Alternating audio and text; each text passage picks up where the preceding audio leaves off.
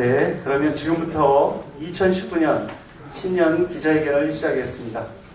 은수미 시장께서 직접 기자 여러분께 기자회견문을 말씀드리겠습니다. 네, 시작합니다.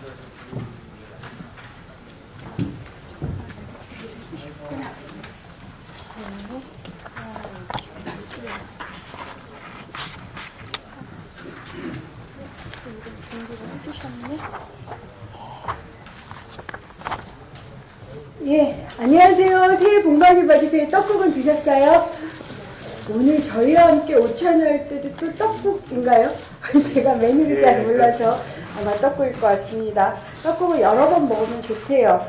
기자 여러분과 함께 이렇게 하게 돼서 너무 행운이고요. 정말 6개월이 어떻게 지나가는지 모르겠습니다. 그래서 신년 기자회를 하는 소감이 저로서는 굉장히 남다른 것 같은데 일단 기자회견문을 그냥 읽도록 하겠습니다. 안녕하세요. 존경하는 시민 여러분, 기자 여러분, 성남시장 은수미입니다. 먼저 시민 여러분께 진심으로 감사의 말씀드립니다. 지지와 응원 덕분에 여기까지 끌어올 수 있었습니다. 다시 한번 머리 숙여 인사드리겠습니다. 감사합니다. 올해는 1년 통천의 뜻을 새기며 힘차게 출발하고자 합니다. 오직 시민만 바라보고 시민을 위하는 마음만 한결같다면 어떤 어려운 상황과 환경 속에서도 끝끝내 그 뜻을 이룰 것이다. 이런 믿음을 가지고 시작을 합니다. 시민이 시작인 성남을 향한 전진은 올해도 계속될 겁니다. 지난해 10월에 여러분께 선보인 시민청원제 관련 답을 12월에 드렸죠. 8호선 판교역 연장 5,000명 넘는 시민들이 이렇게 청원해 주셨고 그 열망을 담아서 잘 추진을 하겠노라 라고 말씀을 드렸고요. 아직 그 국토부 승인이 남아있고 이 승인이 끝나야지 그 사전 타당성, 예비 타당성 검토를 시작을 하는지라 일이 많습니다만 어쨌든 진척사항이 있을 때마다 매번 알려드리겠고요. 대한민국에서 제일 아이 키우기 좋은 도시를 만들기 위한 노력 이어집니다. 예전에는 첫 번째 출산 때는 출산 장려금을 지급하지 않았습니다만 우리 지금 성남이 31개 경기도 시군 중에서 출생률이 31위입니다. 굉장히 심각한 상황이어서 이런 정책, 첫 번째 아이에게도 소액이지만 출산 장려금을 드리고 관련해서 여러 가지 정책을 함께하도록 하겠습니다. 그 정책으로 우선 아동수당은 올해 1월 25일부터 11만 원씩 지급합니다. 아마 11만 원도 경기도 최초였고 전국에서 최초였고 11만 원 역시 이건 약속을 지키는 것이고요. 역시 최초인 것을 알고 있고요. 다음께 돌보기 센터가 상반기 최소 한 곳, 그다음에 올해 한 해 4곳 정도를 예상하고 있습니다. 공약 사항이기도 했던 아동 의료비 본인 부담 100만 원 상한제는 보건복지부 협의가 끝난 7월 이후부터 시행을 할 예정이고요. 성남 시립의료원이 3월이면 완공이 될 것으로 보입니다. 이 완공이 꽤 늦어졌는데요. 하지만 시민의 건강과 생명에 직결된 진료와 의료원의 운영에 관한 부분에 있어서는 생명 문제이기 때문에 한 점 오차가 없어야 돼서 지금까지 쭉 점검을 해왔고 그래서 좀 많이 부족하다라는 생각하에 정확한 수요 분석을 바탕으로 한 의료 서비스 체계 구축과 그다음에 정체성, 포지셔닝을 준다라고 얘기해요. 포지셔닝 정립을 위한 보다 촘촘하고 치밀한 마스터 플랜을 수립하겠습니다. 아직까지 아쉽게도 마스터 플랜이 없는 것이 가장 큰 문제였습니다. 또한 병원 운영의 핵심 우수한 의료 인력을 채용, 원장님도 새로 모셔야 되겠죠. 그런 것을 위해서 최선을 다하겠노라라는 말씀을 드리고요. 저는 시립의료원 운동에 참여한 적은 없습니다만 2002년 3년부터 그 운동이 있었고 2013년부터 건립이 시작돼서 지금까지 땅값까지 합쳐서 약 4천억이 든 엄청난 사업입니다. 그래서 반드시 성공시킬 겁니다. 이런 의료원은 지금까지 거의 전무 후보했던 것을 알고 있기 때문에 정말 마지막 활용점정을 하겠다라는 말씀을 드리고요. 그래서 이 역시 계획이 쓰고 진척이 되는 대로 보고를 드리겠노라 말씀을 드립니다. 그 다음에 작년 10월에 비전 선포 아시아 실리콘밸리는 올해부터 이한규 부시장을 모시고 있도록 말씀합니다. 워낙 전에도 성남에 계셨고 올해 이제 두 번째 성남에서 부시장을 하시는데 워낙 이런 실리콘밸리에 좀 관심도 많으시고 역량도 있으신 걸로 알고 있습니다.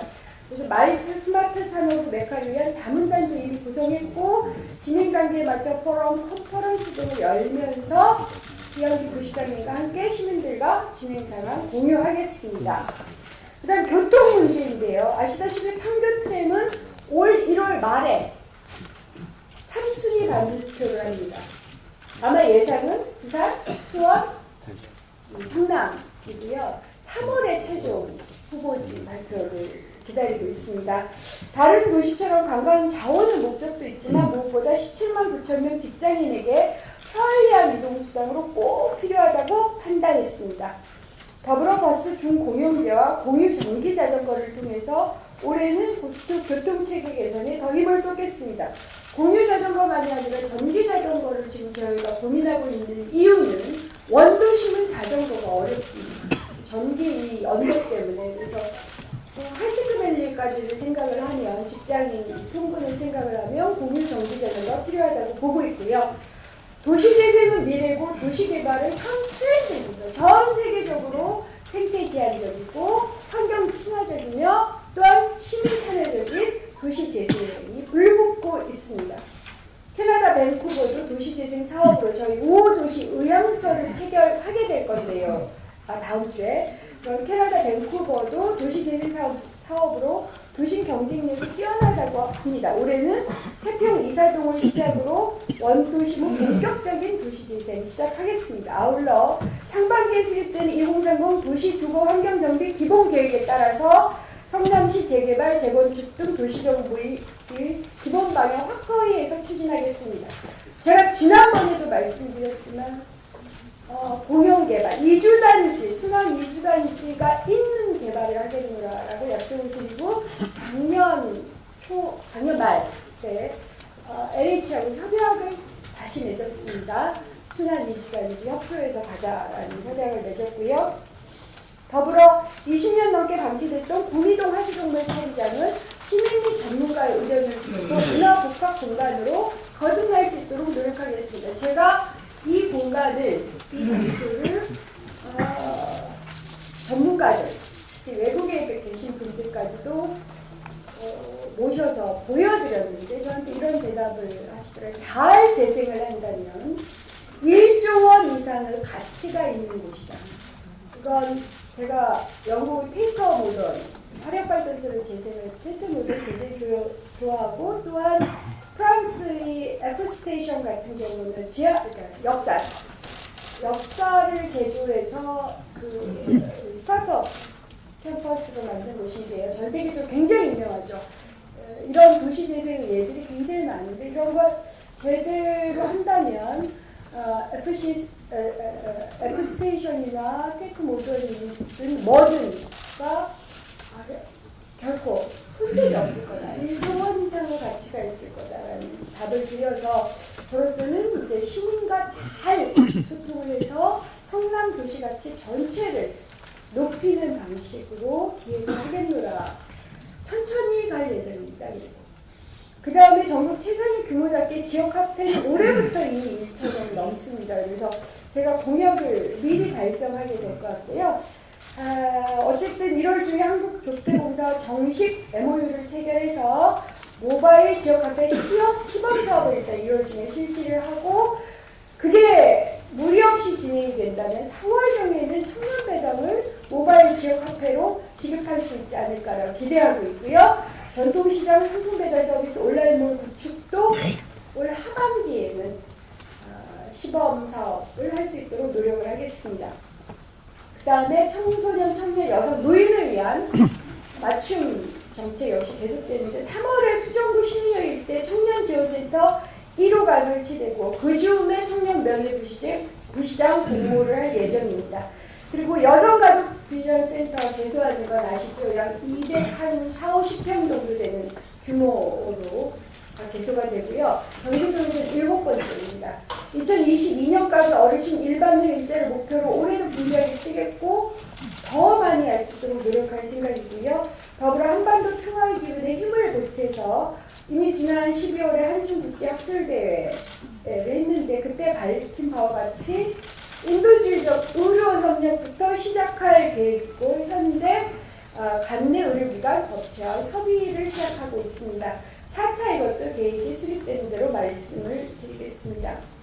작가 알렉 보통은 성인이 된다는 것은 냉담한 인물들, 속물들이 지배하는 세계에서 우리의 자리를 차지하는 것이라고 했습니다. 즉 진짜 어른이 되려면 우리가 타인을 좀 더 배려하고 그 다음에 자신의 자리를 찾는 것이 굉장히 중요하다고 생각합니다. 자신의 자리는 자신의 근본이겠죠. 그래서 올해는 대한민국 임시정부 수립 100주년 우리의 근본을 묻는 해라는 것에 성남 역시 매우 관심을 가지고 있습니다. 또한 오늘의 성남을 있게 해준 광주 대단지 사건 50주년이 옵니다. 그래서 우리 정체성을 함께 찾는 노력에 소홀하지 않겠다라고 말씀드리고 우리 모두 성남 시민입니다. 사랑하는 내 고장 우리 성남을 위해 나아갈 길을 밝혀주시고 어려움을 헤쳐나갈 수 있게 제 손을 잡아주시기 바랍니다. 제가 더 용감하고 담대하게 나아가겠습니다. 우리 아이들과 여러분의 미래를 위해 저는 시민 여러분과 끝까지 함께할 것입니다. 함께 해온 6개월이 영광이었고 앞으로 3년 6개월도 끊임없는 영광일 것을 믿습니다. 제가 항상 앞장서서 나가겠습니다. 새해 복 많이 받으십시오. 감사합니다. 네, 감사합니다. 다음은 시장님과 질의응답 시간을 갖도록 하겠습니다. 질문이 있으신 시장님께서는 손을 드신 후 소속 언론사와 상황을 말씀해 주시고 질의해 주시기 바랍니다. 당부사항으로는 오늘 많은 언론사에서 오셨기 때문에 시간 관계상 1언론사에서 한 가지 질문만 해주시면 감사하겠습니다. 그러면 질의응답 시간을 갖도록 하겠습니다. 네.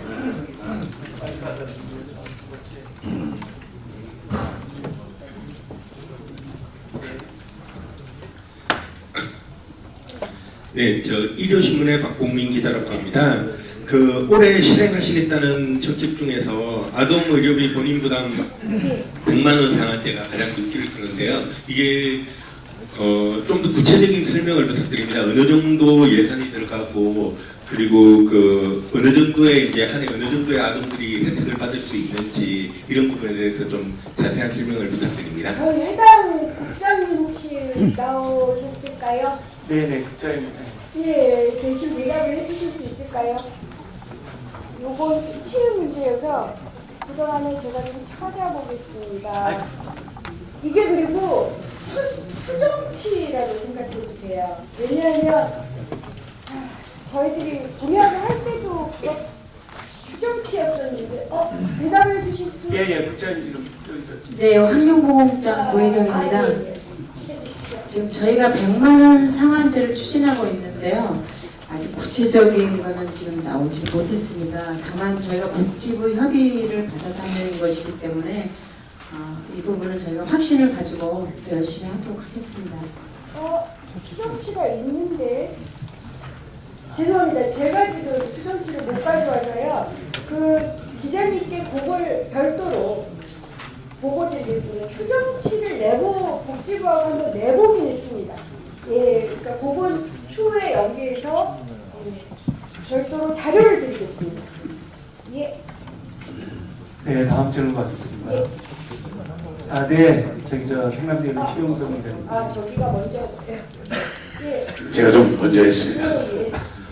우선 성남대의 최홍성 기자입니다. 예. 네, 시장님 새해 복 많이 받으시고요. 예. 제가 중요한 질문을 준비를 했는데 공무원께서 하나만 하라고 그래서 가벼운 걸로 하겠습니다. 예. 지금 지자체장의 가장 중요한 덕목이 소통인데요. 예. 우리 시장님이 시장 취임 이후에 6개월 동안 오늘이 기자회견 두 번째로 기억이 됩니다. 약간 소통에 좀 문제가 있지 않나 이런 생각이 드는데 관련해서 지금 1층에 스피드 게이트, 또 3층에 스피드 게이트 설치를 하면서 특정 정당에서 반대 시위도 하고 여러 가지 이야기들이 나오는데 그 입장에 대해서 한 말씀 해주시는 게 좋을 것 같아요. 네. 최우승 기자님, 제가 그 기자회견을 세 번째 하지 않았었나요? 네, 세 번째. 네, 세 번째인데요. 그 다음에 취임하시기 전에 한 번 하셨고 네. 취임 이후에 두 번째입니다. 그 기자님께 죄송하지만 약간 그래도 서운한 건 계속 점심 저녁을 같이 하고 있는데 그렇게 말씀을 하시면 저로서는 더 최선을 다하겠다라고 답을 드리고요. 스피드 게이트는 소통 때문에 만들었습니다. 소통을 더하기 위해서 만든 제도입니다. 아마 지금 계속 운영을 하고 있는데 그게 무리 없이 진행이 되고 있는 것 같아서 왜 소통 때문에 만들었느냐면요. 제가 이미 페북에 썼을 겁니다.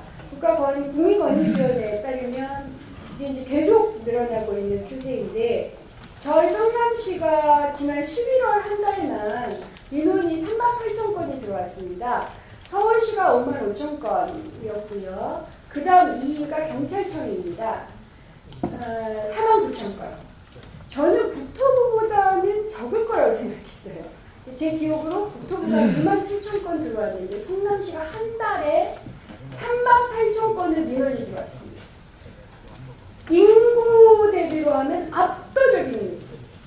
저는 이것이 누구는 그것 때문에 걱정을 하시더라고요. 정말 밤잠을 못 자고 시장과 공무원들이 대응을 해야 되니 이거 큰일 아니냐. 제 생각에는 이게 역동성을 보여준 이런 도시가 없다. 정말 이런 역동적인 문제 제기가 일어나는 도시라고 생각합니다. 문제는 이 민원에 얼마나 잘 대응하고 제대로 공적 서비스를 하느냐라는 질문입니다.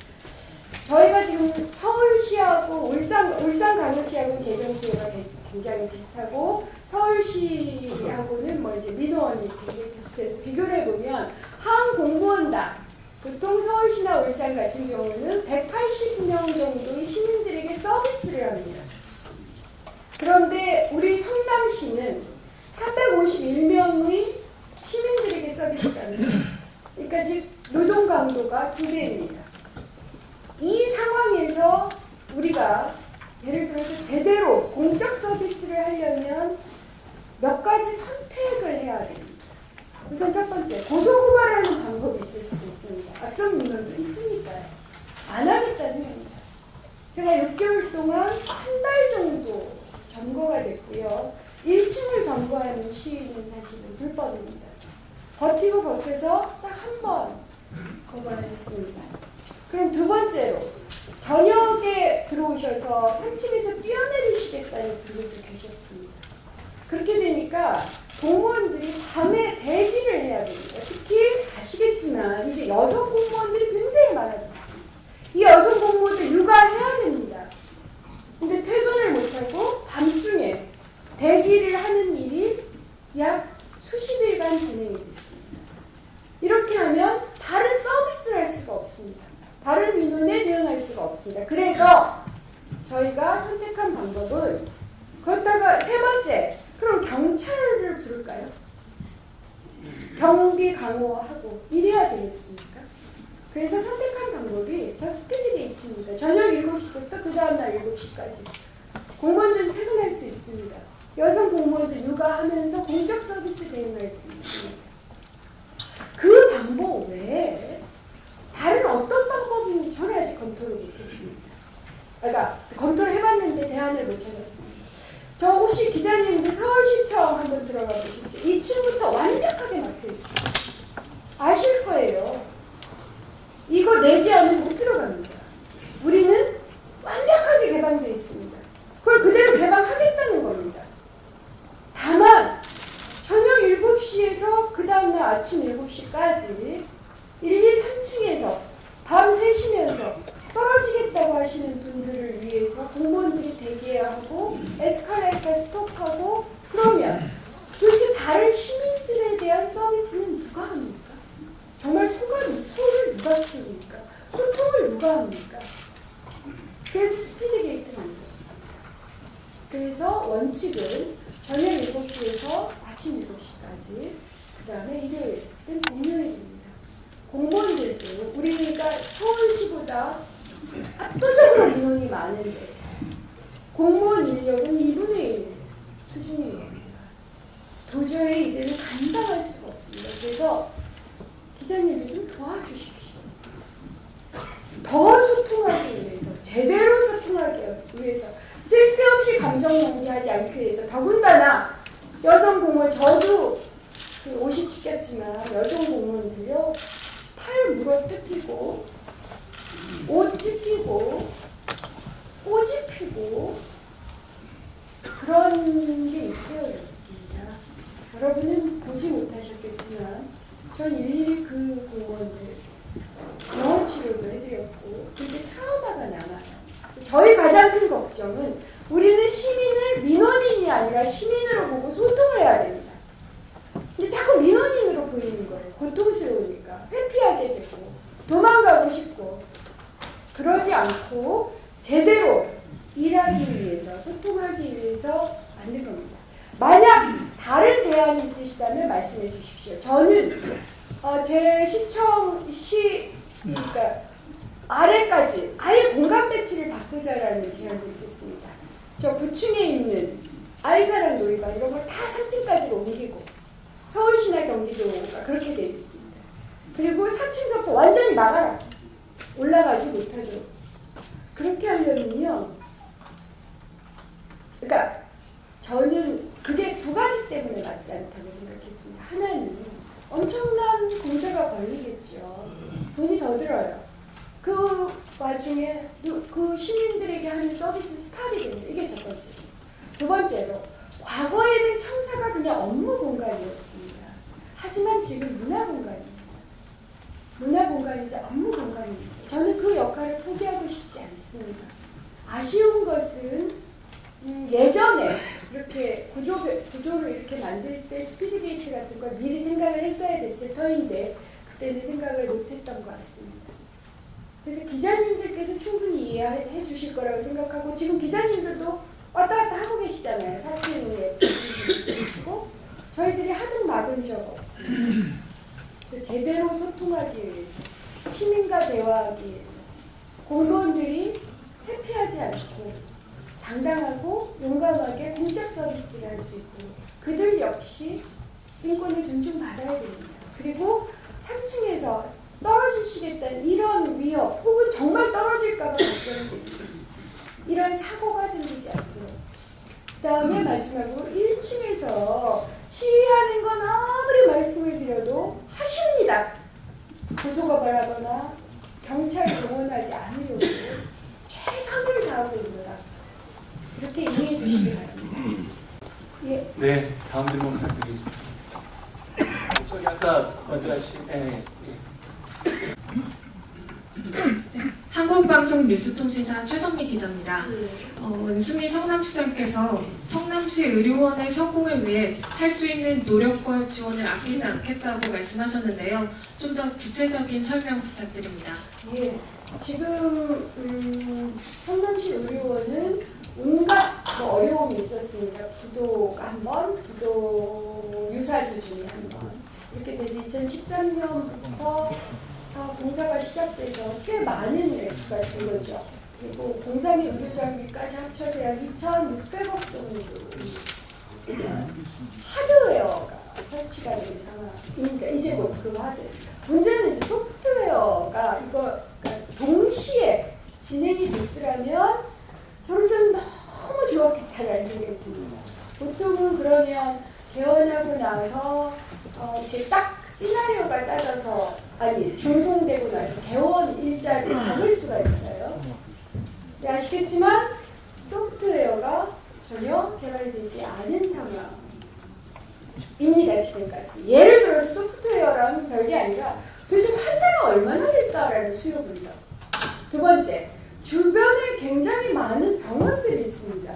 아시겠지만 분당 서울대병원, 차병원, 재생병원에 이렇게 아산병원, 연세병원, 심지어는 아주대병원까지 제가 아주대 병원까지 쫓아가 본 사람입니다. 의료 환경을 확인하기 위해서. 그리고 이국종 교수님 같은 분들을 만나뵙기도 했고요.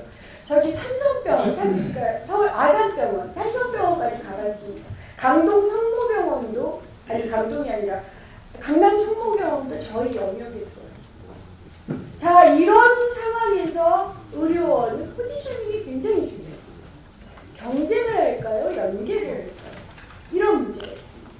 그 다음에 세 번째로 특화가 되어야 됩니다. 네 번째로 제가 자신 있게 말씀드리지만 의료시설이나 장비 최고급입니다. 저도 놀랐어요. 서울대병원에 와 있는, 그러니까 서울대병원에서도 얼마 도입되지 않았던 의료 장비가 도입되어 있습니다. 문제는 그것을 어떻게 잘 활용할까입니다. 그러면서 또한 공적 의료를 해야 됩니다. 저희가 509병동인데요. 실제로 공적 의료를 빼고 나면 저희들이 가동할 수, 공적 의료동에 가막병도 이런 거 놔둬야 되잖아요. 그래야 되거든요. 그냥 비워둬야 됩니다, 사실. 그렇게 비워두지 않고 가동할 수 있는 병상이 최고 400베드, 지금 385베드로 계산하고 있습니다. 그러면 공적 의료를 하면서 어떻게 하면 385 병상을 최대한 잘 가동하는 특성화 전략들이 필요합니다. 이 전략이 안 짜여 있더라고요. 아쉽게도. 보통은 시설과 더불어 이게 짜여지기 마련인데 어쨌든 여러 가지 이유가 어려움이 굉장히 컸던 것 같습니다. 그래서 제가 고민을 하다가 여러 전문가들 말씀드리고 그래서 근본부터 다시 시작을 하지만 속도를 늦출 생각 없습니다. 지금 사람들이 있습니다. 65명 정도 지금 이제요. 많은 설계가 되어 있는데 이게 연결, 그러니까 구슬이 서말이라도 꿰어야 보배는데 꿰어있지가 않은 겁니다. 이분들의 의지, 전문가들의 의지를 모아서 뺄 생각입니다. 최대한 빨리 의료원장 선임하겠습니다. 제가 의료원장 선임을 위해서 정말 의료계 전체를 그러니까 유명하다는 분들은 다 만나볼 거예요. 추천도 받고 있고 그러면서 성남의료원 사정도 하여튼 저도 발로 뛰면서 의료원 하고요. 아주 빠른 시일 내에 아주 짧은 시기 한 2, 3개월 정도 용역을 하면서 동시에 단계적 개원 방식을 지금 생각을 하고 있습니다. 그래서 완벽한 개원, 보통 개원을 하는데 중봉 다음에 개원하는 6개월에서 1년이 걸린다고 합니다. 시뮬레이션은 그 과정을 아주 촘촘하게 해서 단계적 개원을 해서 예를 들어서 장례식장부터 먼저 개원을 한다니까 이런 방식이 가능합니다. 그렇다면 상권에도 크게 영향을 주지 않고 저희들이 준비를 할 수 있을 것 같습니다. 그래서 제가 임기 동안 제가 지금 직접 회의를 하고 있는데 제가 임기 동안 성남의료원에 대해서 가장 큰 관심을 가지고 직접 그러니까 원장님을 모신다 하더라도 직접 쥐고 같이 하는 생각입니다. 그래서 제가 임기가 끝날 때쯤 되면 성남의료원 가면 뭘 되더라 이런 브랜드 하나는 만들겠습니다. 보통 병원 브랜드를 만들면 3년 정도 걸린다고 해요. 저도 요즘 반 전문가 수준으로 의료원 공부를 하고 있는데요. 그런 방식으로 하되 지금 당장에는 아직 좀 미비하게 짜여 있어서 제 생각에는 2월 내지 3월이면 구체적 계획을 발표할 수 있을 거라고 생각합니다. 그때까지 기다려 주시고요. 제 직을 걸고 성남의료원 운영할 겁니다. 예. 네, 다음 질의 받겠습니다. 이 앞 테이블로 앞 테이블 때. 네, 안녕하세요. 스프라이즈 뉴스 정명근 기자입니다. 많은 공약들이 있는데요. 저는 초등돌봄에 대해서 질문을 좀 주겠습니다. 다음 게 돌봄센터 상반기 최소 한 곳 여신다고 하셨는데 이거는 교육부 주관으로 합니다. 복지부 교육부, 그러니까 지금 복지부, 다음 게 돌봄은 복지부 사업입니다. 네. 교육부 사업은 그러니까 학교 안에 여는 건데요. 그걸 협의를 해나가겠습니다. 일단 복지부 사업인 다음 게 사업만 내고 최소. 질문드리겠습니다. 지금 초등 돌봄 운영에 관해서 전국적으로 지금 많은 이슈가 되고 있는데요. 지금 성남시에서는 초등돌봄이 이제 교육부 주관을 하는 것이고 이 운영 시간이 08시 30분에서 시작을 해서 17시에 끝나는 걸로 제가 알고 있는데요. 그렇게 하다 보니까 이제 그 아이를 맡겨야 되는 시민들 입장에서는 출근을 해야 되는데 출근 시간대하고 이게 맞지 않아서 아이를 아침에 맡길 때 또 어려움이 있고 그 퇴근 시간 전에 끝나기 때문에 또 그 아이를 또 한 2시간 정도 다른 곳에 또 이렇게 해야 되는 어려움이 있는 걸로 제가 알고 있는데 그렇다면 이 지금 그 올해 상반기에 다음께 돌봄센터 이런 것도 중요하지만 성남 시민들의 어떤 맞벌이 부부들의 어떤 그 고통을 어려움을 해소하기 위해서는 그런 초등 돌봄이라든가 또는 지역 아동센터 지금 뭐 성남에서 운영하고 있는 그 지역 아동센터가 학교 유휴 공간에 들어가서 아마 지역에서 좋은 평가를 받고 있는 걸 제가 알고는 있는데 근데 그러한 공적인 부분에서 초등 돌봄이라든가 아니면 지역 아동센터가 학교 내로 찾아가는 그런 이제 공적인 부분에서 어떤 확장이나 그런 계획은 혹시 있으신지? 약간 질문이 섞이신 것 같아요. 우선 그러니까 정부 초등 돌봄 사업은 아이 방과 후 사업입니다. 그러니까 오전 출근은 문제는 어린이집 다니네. 그러니까 어쨌든 초등이니까요. 초등학교를 가니까 아이 여기서 아이 엄마 아빠의 돌봄을 초등 돌봄은요. 그 초등학교 1, 2학년을 그 주로 대상을 하고 있는 뭐 초등 돌봄 교실이라고 학교에 아니 그러니까 제가 얘기하는 정부의 초등 돌봄을 지금 기자님이 말씀하신 내용이 마구 섞여 있어서 정부의 초등 돌봄 정책은 뭐냐면요 2가지입니다. 하나는 학교 밖 돌봄이 있고요. 하나는 학교 안 돌봄이 있습니다. 왜냐하면 학교 안 돌봄만으로 하면 좋은데 교장 선생님들, 교육청, 교육부가 반대하셨습니다. 더 이상 늘리지 못한다예요. 왜냐하면 최소한 2배를 늘려야 되고 성남시도 마찬가지입니다. 그러니까 저희가 아무리 의지를 가져도 교육청과 학교장이 거절하시면 안 되는 겁니다. 그래서 저희들이 2가지 전략을 쓰고 있습니다. 하나는 학교 내 초등 돌봄을 확대하는 방식입니다. 지금 설득을 하고 있어요. 그래서 제가 뭐라고까지 말씀을 드렸느냐면 그러니까 교육부 이제 학교부는 아니지 않습니까? 그러니까 교육기가 수업이 끝난 방과 후 또 돌봐 주셔야 됩니다. 그 다음에 아이들을 돌봄으로 갔다가 교육으로 갔다 왔다 갔다 하는데 교육부는 교육만 하고 돌봄을 안 하겠다 이건 곤란합니다. 이런 말씀을 드리면서 설득을 하고 있고요. 가장 중요한 게 하나예요. 책임이 너무 커진다는 겁니다. 그래서 제가 그럼 지자체장이 제2교장이 되는 형식으로라도 책임을 나눠서 하겠습니다인데 그러려면 학교 법을 바꿔야 됩니다. 그러니까 법적 책임은 문제를 제가 지금까지 어떤 교장 선생님 혹은 어떤 교육청 굉장히 적극적이었고 어떤 데는 굉장히 소극적인데 어쨌든 공통적으로 책임이 너무 커진다. 그래서 지금 어느 지역도 학교 내 돌봄을 키우기가 어렵습니다. 그리고 지자체장이 그에 대한 어떤 권한도 갖고 있지 못합니다. 교장님이 노하시면 노입니다. 그래도 설득을 하고 있습니다. 이게 첫 번째고요. 그러면 손 놓고 있겠냐?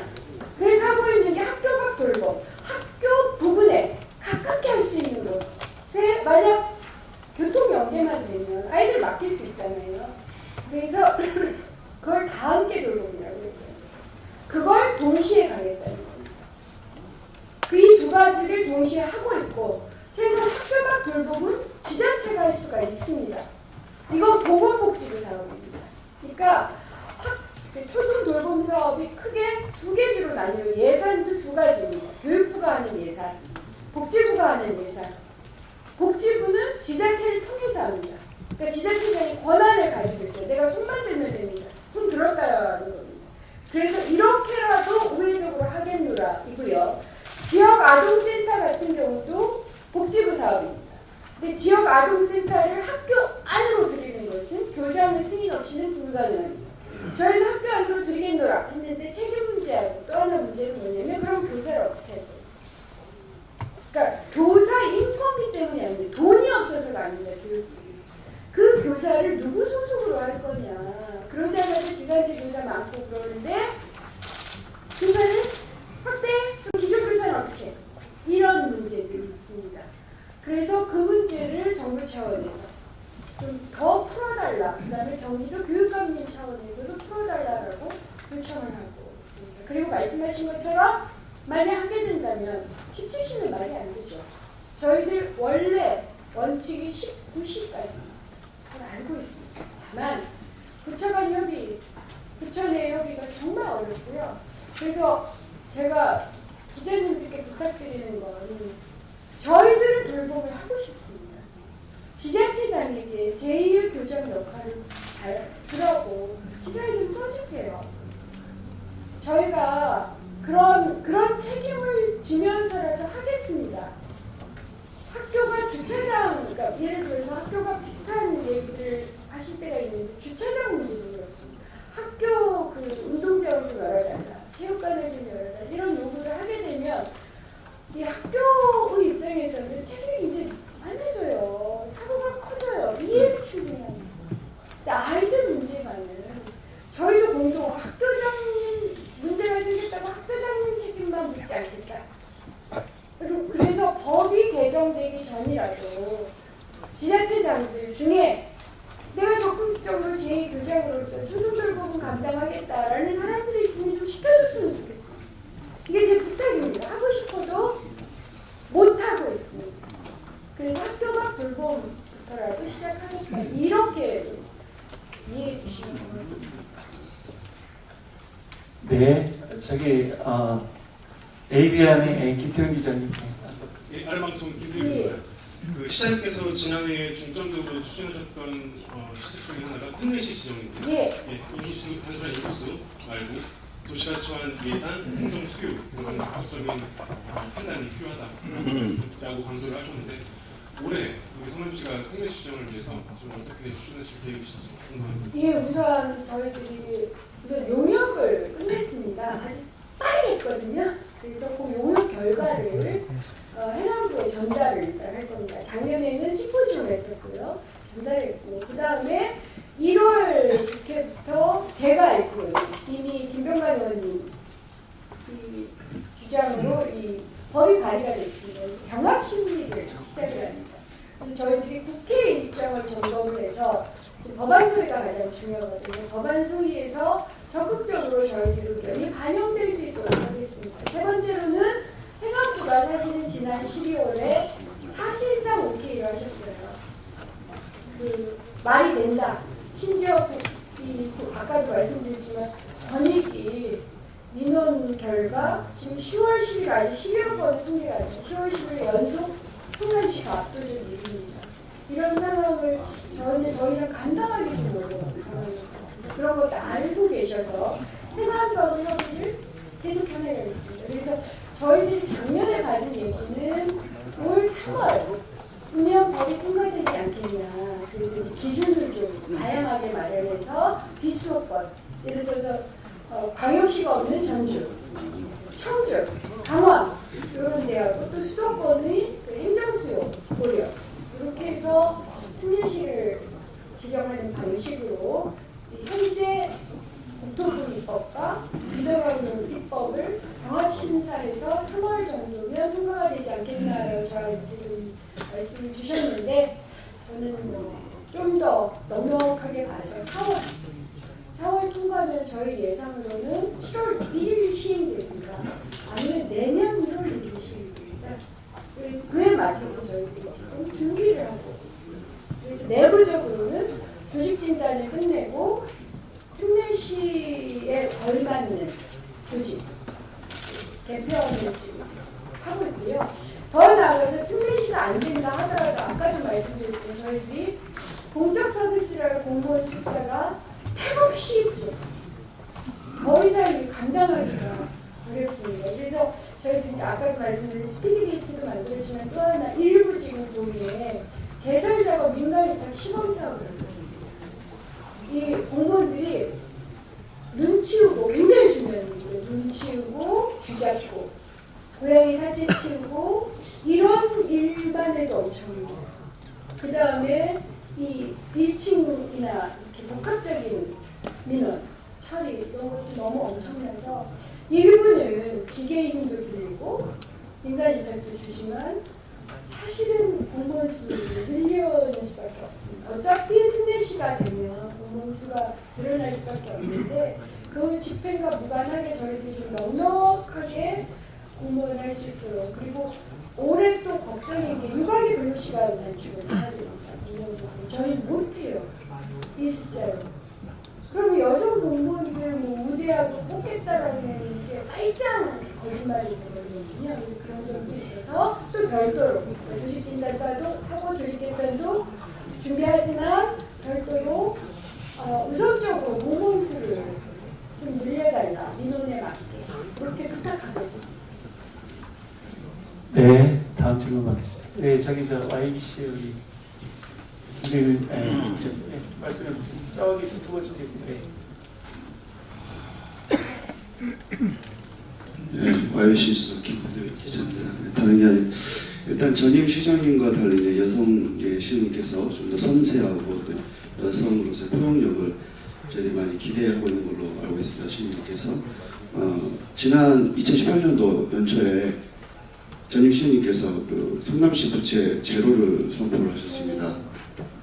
그런데 그 시장님께서 한 해 지금 부채가 갚아야 될 채무가 4천억 정도 된다는 그런 그 내용을 어떤 분하고 나누신 거죠?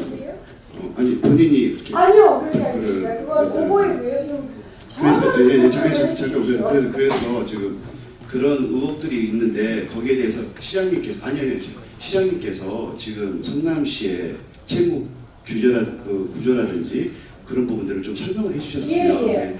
첫 번째로 오보입니다.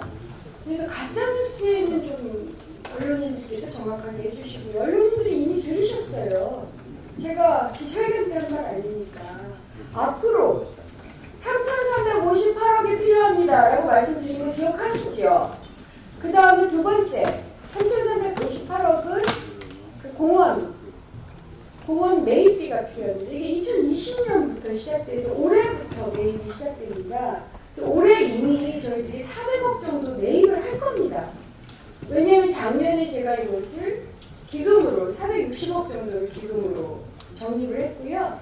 그래서 올해 양지공원부터 하여튼 3개 공원에 대해서 이미 매입을 시작을 하지만 이 3,358억의 전부를 저희 재정으로 감당 못합니다. 분명히 말씀을 드렸습니다. 지금까지 이제 부채 제로인데 그래서 이건 어떻게 할 거예요? 일부러 부채를 내겠다라고 제가 분명히 말씀을 드렸습니다. 앞으로 환경이 변해서 두 번째 중공용자입니다. 중공용자 하면 얼마가 되냐? 613억인지 제가 정확하게 기억 못하는데 612억이 듭니다. 도대체 국비나 도비가 얼마나 들어올지 알 수 없습니다. 하지만 최소한 400억, 최대한 600억까지 저희들 부담해야 됩니다. 이것도 생돈 들어가는 그래서 4,000억이에요. 이렇게 말씀을 드렸습니다. 그런데 아니 그렇게 가짜뉴스 오보를 하시면 저도 봤습니다. 우리 그러지 않고 살기를 바라고요. 반복적으로 두 번째로 말씀드립니다. 3,358억 향후 2020년 공원 매입에 필요한 돈. 그 다음에 올해 7월 1일부터 아마도 실시될 것으로 예상되는 중공용지에 필요한 600억이 최대 4,000억입니다. 그 중에 얼마 정도의 부채일까요? 저는 한 3,000억 정도, 만약 이걸 다 써야 된다면 4,000억 단은 아니고 최대한 적립을 할 거니까요. 최소 2,000억 이상은 무조건 부채를 내게 될 겁니다. 이렇게 말씀을 드린 겁니다. 제 말씀을 좀 그대로 전달해 주시고요. 그렇다 해도 가짜뉴스는 판을 칩니다. 그냥 가짜뉴스의 예민이라고 생각해 주시는 그런 미덕도 좀 발휘해 주시기 바랍니다. 네, 다음 질문 받겠습니다. 예, 저 뒤쪽에. 경기일의 오해석 기자입니다. 그 신년사는 1년의 시정 방향을 알 수 있는 매우 중요한 메시지인데요. 이 내용을 보니까 안전 문제는 좀 빠진 것 같아서 질문 좀 드리겠습니다. 예. 그 최근 학교 복지입니다. 그러나 복지보다 우선하는 것은 시민의 신체와 생명입니다. 곧 안전이 중요한데요. 특히 대형 시설에 대한 그 다중이용 시설에 대한 단속과 대책이 굉장히 중요하다고 생각합니다. 그에 대한 성남시만 대책에 대해서 말씀해 주시고요. 우선 세 가지를 가지고 말씀드리겠습니다. 그러니까 우선 첫 번째, 저희들이 기반 시설에 대한 점검을 성남시만 좀 특별하게 했습니다. 기반 시설 중에 다리가 있는데 다리 중에 정부 기준으로 점검을 하지 않아도 되는 다리들이 20-30개 정도. 제가 정확한 지금 숫자를 기억 못합니다. 이 추후에 재난안전관 쪽에서 정확한 숫자를 말씀해 주시고 그런 다리들이 작년에 대학합식교가 녹았습니다. 기억을 하실지 모르겠습니다. 그 다리는 점검을 안 해도 되는 다리입니다. 그런데 이것을 행안부 협조 승인하에 저희 재난안전 비용이 있습니다. 그래서 전체 점검을 했고요. 다리. 그다음에 두 번째가 기반시설이 들어가는 이제 건물이나 온갖 곳에 기반시설이 쭉 들어가는데 그 중에 예를 들어서 지역 난방공사 이 파이프가 있잖아요. 이게 얼마 전에 고양시 이런 데서 터졌습니다. 그래서 이것에 대해서는 제가 작년에도 지역 난방공사 사장님을 작년 10월에 만나뵙고 작년에도 이낙연 총리님께서 직접 국무회의를 하시면서 지자체장들을 부르셨는데 그때 성남시가 요구한 것이 이런 열 파이프를 빨리 위험한 이음새 부분은 올해 성남시 지역 전체를 다 바꿔주기로 했습니다. 이건 지역 난방공사하고 합의를 받고요. 해주시겠다고 했고요. 합의를 본 게 아니라 대신 열 파이프를 바꾸는 거는 돈이 굉장히 많이 들고 저희들이 하는 건 아닙니다. 이걸 정부 차원에서 해주면 일단 집에 들어가고 도로에 들어가는 경우는 할 거고요. 세 번째로 그 다중시설 점검은 지금 정부 계획에 따라서 소방서가 같이 하고 있습니다. 현재 이것은 이렇게 진행이 되면 될 것 같은데 하나의 걱정이 뭐였냐면 저희들이 왜 법상 민간주택, 오래된 민간주택을 점검을 못합니다. 그런데 그 중에 일부에 대해서 재난안전 비용으로 점검할 수 있도록 특히 원도심도 그런 게 필요해서요. 그걸 할 수 있도록 좀 결합을 시켰습니다. 예, 그리고 아까 역시 아까 그 100만 원 초과 의료비 지원 추진 사항에 대해서 7월 시행이고요. 성남시 18세 미만 아동이 16만 9천 명이고 연간 본인 부담 의료비 100만 원을 초과한 대상자는 6,590명으로 본인 부담 의료비가 72.6억 정도가 소요되는 것으로 파악되고 있으며 이 중 일단 1단계는 실손보험 가입자를 제외하면 2019년에는 1,318명이 약 예산 14.5억 원 정도로 혜택을 받을 거로 추정하고 있습니다. 이것보다 적을 수도 있고 많을 수도 있습니다. 예. 네. 지금 이제 질의응답 받은 자가 한 50분 정도 지나가고 있는데요. 식사 시간을 12시 30분으로 잡고 한 10분 정도만 더 이렇게 질의응답을 하고 이따가 자연스럽게 시장님도 앉으셔서 드시면서 이렇게 하도록 진행하겠습니다. 그래서 12시 반까지 한 2분 정도만 이렇게 질의를 받고 앉아서 이렇게 다 감정을 나누는 걸로 이렇게 하겠습니다. 예. 두 번째 우리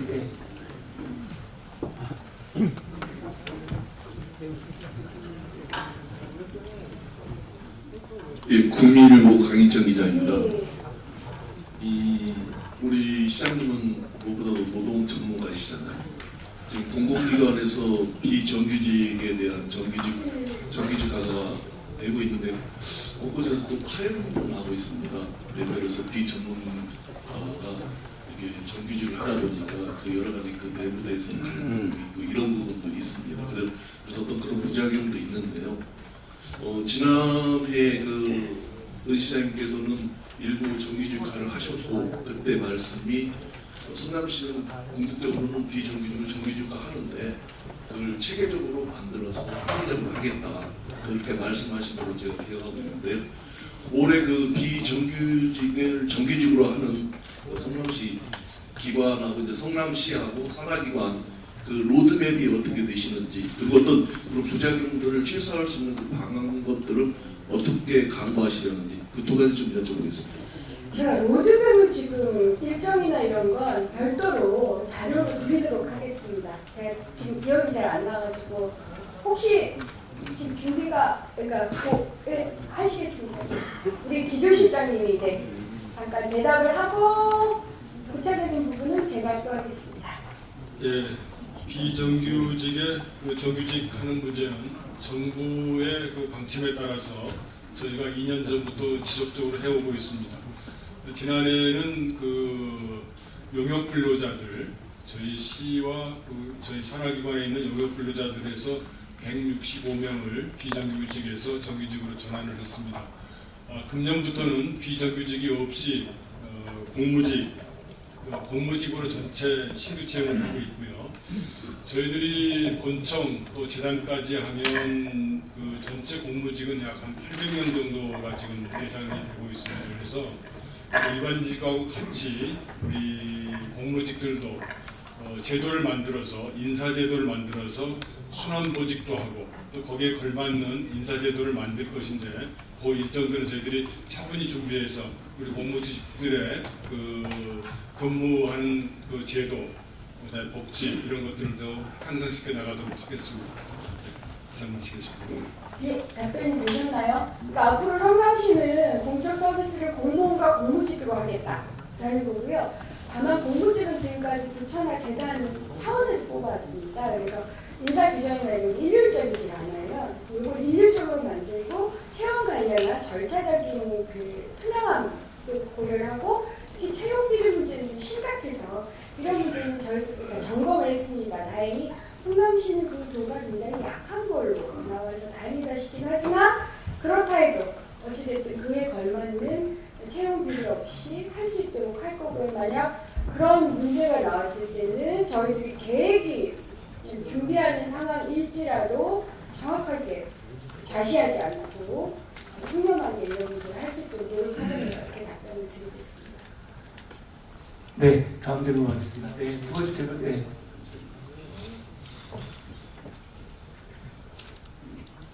네, 성남신문의 허진구입니다. 그 지난해 그 12월 20일 날 한중 학술대회가 밀리토피아 호텔에서 열렸습니다.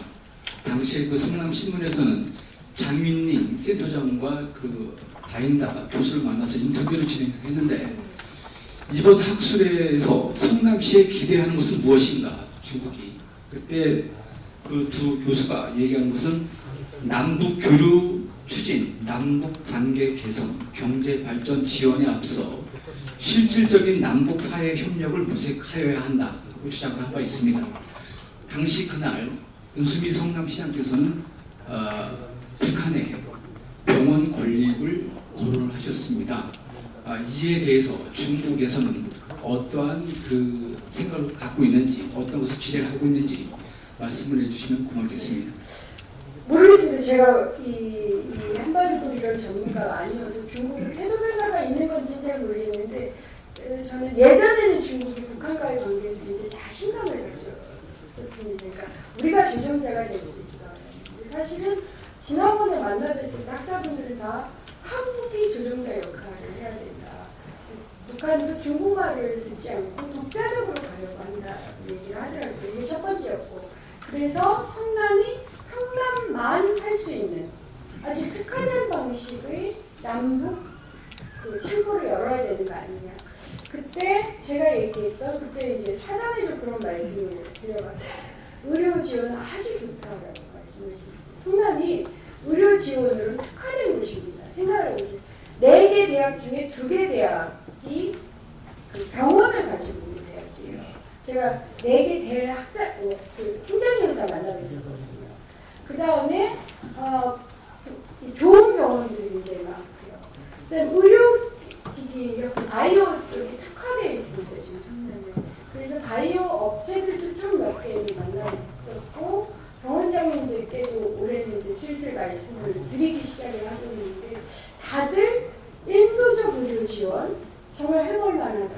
더 나아가서 관계가 좀 확고해지고 지자체가 보증을 해준다면 병원, 특히 어린이 병원 건립부터는 성남시와 기업과 학교와 병원이 협력을 해가지고 가능하지 않겠냐요. 그리고 그것이 아마 대한민국이 이제는 실제로 남북관계를 여는 창구, 교류자 역할을 하고 거기에 중국과 러시아가 좀 결합해서 그런 결과를 가지고 연말에, 올해 말에 다시 한중국 이런 심포지움을 평양이든 아니면 북경이든 이런 곳에서 열었으면 좋겠다라는 게 답변이셨고요.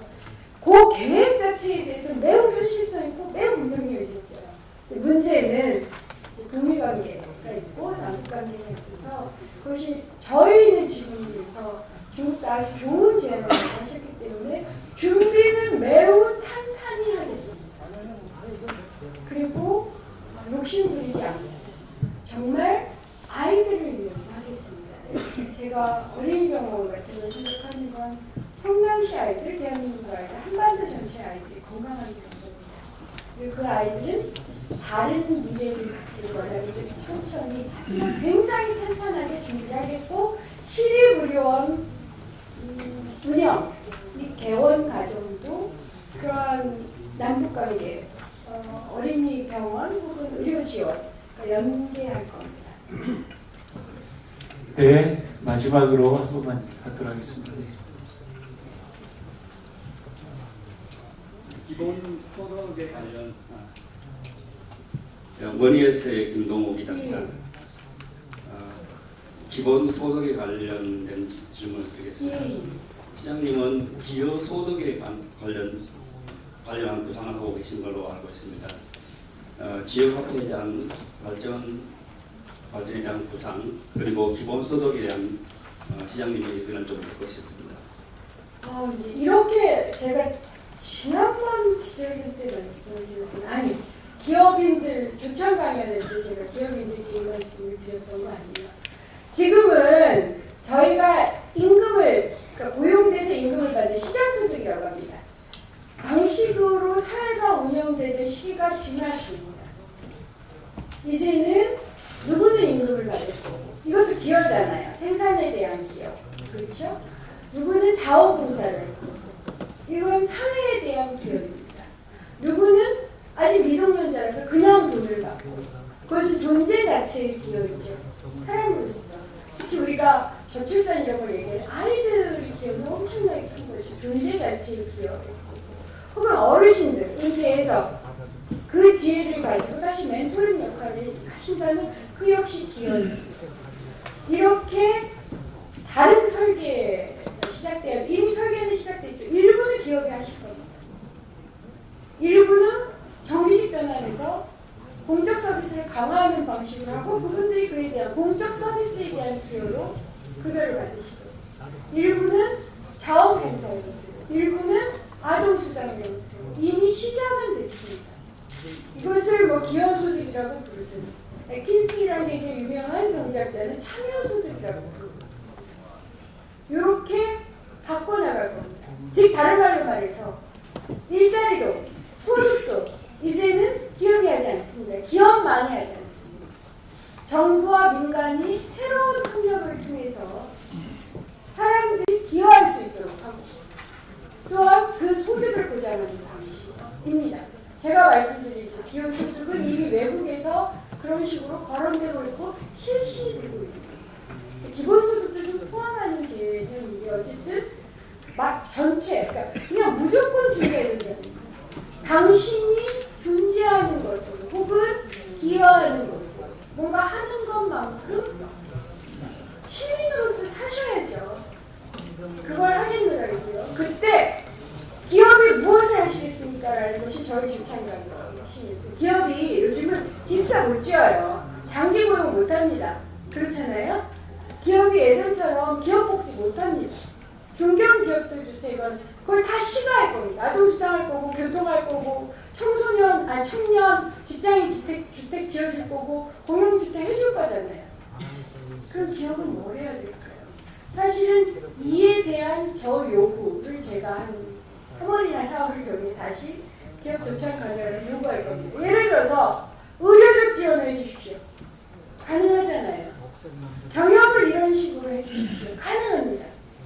지역 주민들을 위해서 요런저런 커뮤니티를 만들어주면 가능합니다.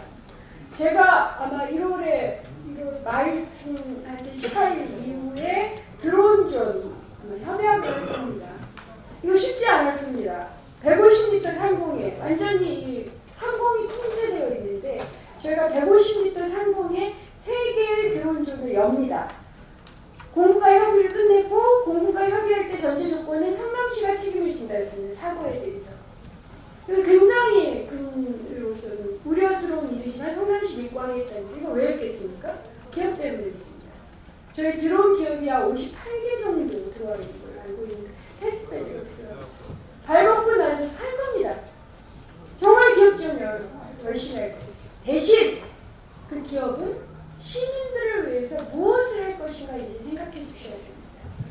고용 많이 못한다는 거 아니고 고용을 늘리는 것도 일부 기업지, 그러니까 해야 될 역할이지만 이제는 사회가 바뀌었습니다. 법인세 제대로 내는 거 필요하죠. 재산세, 기업 CEO들이 갑질하지 않고 재산세 제대로 내는 거 무조건 필요해요. 그것만으로 안 됩니다. 시정부로부터 받는 이 막대한 혜택에 대해서 기업인들은 무엇을 하실지 굉장히 긍정적으로 생각을 하시는 것 같았고요. 같이 협력하겠습니다. 그리고 그 전체를 기여소득이라는 프로그램을 한번 아주 천천히 짜볼 거고요. 아마 지역 카페 역시 기여소득의 일부다. 아동수당자 계획 기여소득이고요. 그 다음에 소상공인 해드리는 혜택이잖아요. 소상공인들이 정말 기여하시는 일이 많습니다. 자영업 정책이자 기여소득 일환으로 저희들이 드리고 있다 이렇게 생각해 주시고 확대하겠습니다. 네, 감사합니다. 충분한 질의 응답 시간이 되었으리라고 생각합니다. 이상으로 질문과 응답 시간을 마치고 평안과 풍요를 위하는 새해맞이 음식인 떡국을 드시면서 대화하는 시간을 갖도록 시간 안쪽으로. 예, 감사합니다. 떡국 맛있게 드세요. 밥도 이렇게 준비가 되어 있습니다. 그러니까 필요하시면 말씀해 주시면 저희가 공깃밥도 같이 이렇게 배달을 해드리겠습니다. 네, 즐거운 식사 시간 되시고요. 같이 계신 분들이랑 감사드리겠습니다.